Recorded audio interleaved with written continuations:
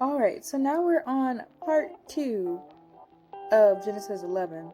I'm just picking right back up from, I think, verse 16, going back through these genealogies. When Eber was 34 years old, he became the father of Peleg. And after the birth of Peleg, Eber lived another 430 years and had other sons and daughters. When Peleg was 30, he became the father of Reu. After the birth of Reu, Peleg lived another 209 years and had other sons and daughters. When Reu was 32 years old, he became the father of Saram. After the birth of Saram, Reu lived another 207 years and had other sons and daughters. When Saram was 30 years old, he became the father of Nahor.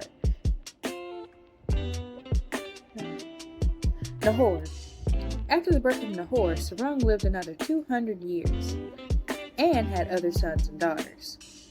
When Nahor was 29, he became the father of Terah.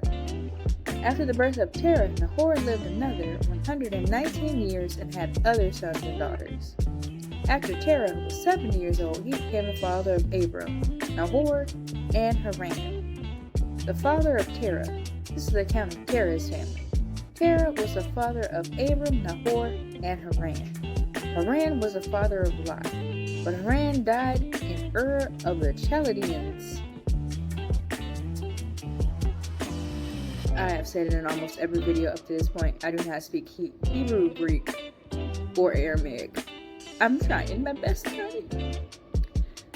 But Haran died in Ur of the Chaldeans, the land of his birth, while his father Terah was still living. Meanwhile, Abram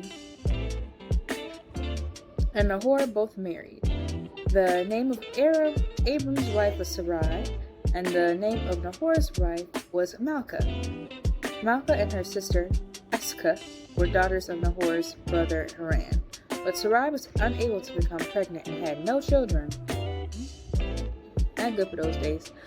One day, Terah took his son Abram and his daughter-in-law Sarai, his son Abram's wife, and his grandson Lot, his son Haran's child, and moved away from Ur of the Chaldeans. He was headed for the land of Canaan, but they stopped at Haran and settled there.